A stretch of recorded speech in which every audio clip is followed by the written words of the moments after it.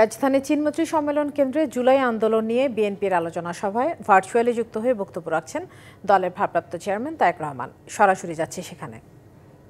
বিভিন্ন স্থাপনা, সড়ক কিংবা গুরুত্বপূর্ণ প্রতিষ্ঠানের নামকরণের ইচ্ছে আমাদের আছে।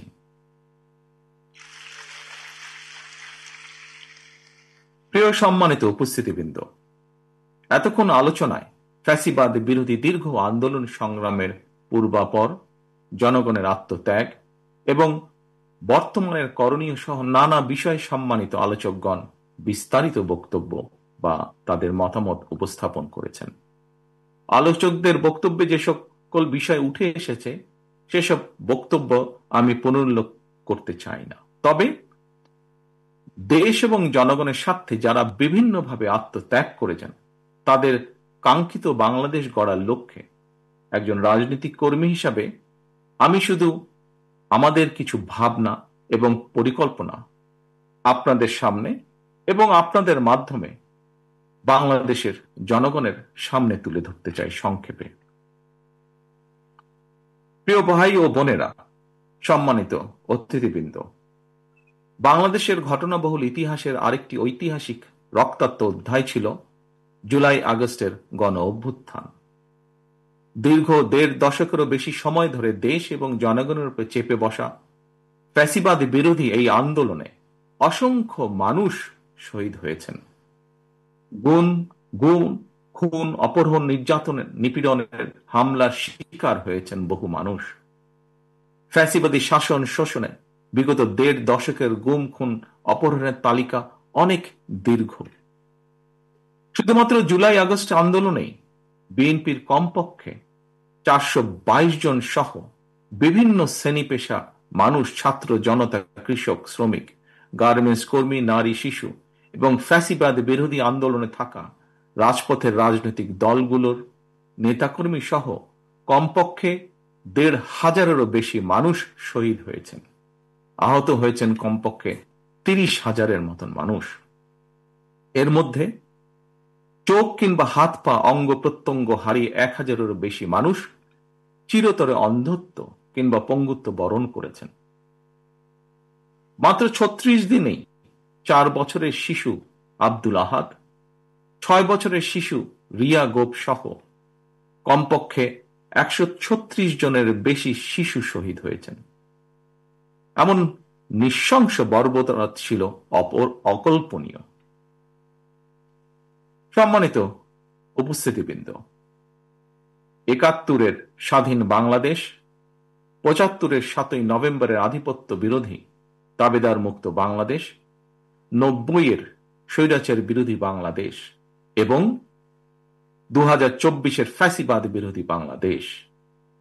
বাংলাদেশের ইতিহাসের প্রতিটি অধ্যায়ে এভাবেই শহীদ আবু সাইদ, ওয়াসিম, মুগ্ধের মতন হাজারো লাখো মানুষ অকাতরে জীবন দিয়েছেন, হতাহত হচ্ছেন আরো বহু। আমাদের প্রশ্ন, সকলের প্রশ্ন, মানুষ কি এভাবেই জীবন দিতে থাকবে তাহলে? এই মানুষগুলো কিন্তু কানাডার বেগম পাড়ায় অথবা মালয়েশিয়ায় সেকেন্ড হোম কিংবা সুইস ব্যাংকে অ্যাকাউন্ট খোলার দাবিতে কিন্তু আন্দোলন করেনি। তাদের দাবি ছিল রাষ্ট্র এবং সমাজে গণতন্ত্র এবং মানুষের অধিকার প্রতিষ্ঠা। সম্মানিত অতিথিবৃন্দ, বর্তমানে ফ্যাসিবাদ মুক্ত পরিবেশে জনগণের সামনে একটি আধুনিক প্রত্যাশিত গণতান্ত্রিক বাংলাদেশ গঠনের সুযোগ তৈরি হয়েছে। বর্তমান প্রতিযোগিতামূলক বিশ্বে যোগ্যতা এবং সম্মানের সঙ্গে টিকে থাকতে হলে অবশ্যই আমাদেরকে এই সুযোগ কাজে লাগাতে হবে। আরো একবারের জন্য ভুল করা চলবে না।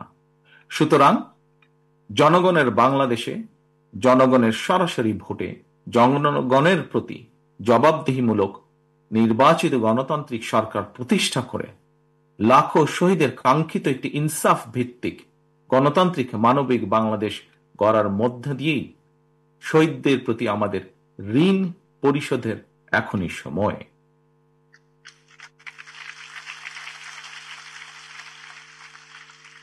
সম্মানিত উপস্থিতিবৃন্দ, একটি দেশের জন্য ৫৪ বছর কম সময় নয়।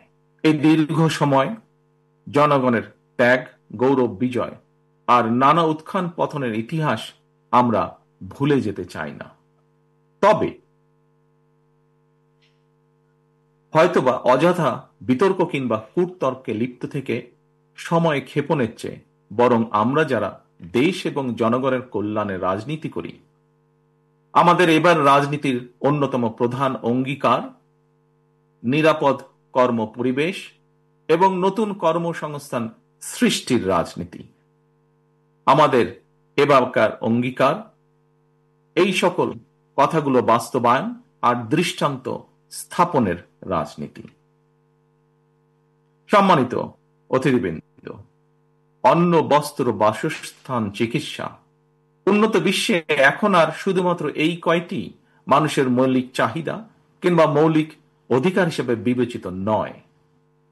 বিশ্বের অগ্রগতির সঙ্গে সঙ্গে আরো অনেকগুলো গুরুত্বপূর্ণ বিষয় এই তালিকায় অন্তর্ভুক্ত হয়েছে। জননিরাপত্তা, জন অধিকার, বাক ও ব্যক্তি স্বাধীনতা, সম ও ন্যায্য অধিকার, পরিবেশ সুরক্ষা, জলবায়ু পরিবর্তনের প্রভাব।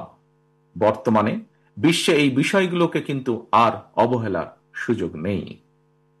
গ্লোবালাইজেশনের বর্তমান সময় সবার সামনে সম্ভাবনার সকল দ্বার উন্মুক্ত। জনগণ যাতে সকল সম্ভাবনাকে নিজেদের পক্ষে কাজে লাগিয়ে এবং লাগাতে পারে, রাজনীতিবিদ হিসেবে আমাদের অন্যতম প্রধানতম কর্তব্য হচ্ছে বিশেষ করে দেশের তরুণ জনশক্তিকে বা জনগোষ্ঠীকে দক্ষ জনশক্তি হিসেবে উপযুক্ত করে গড়ে তোলা।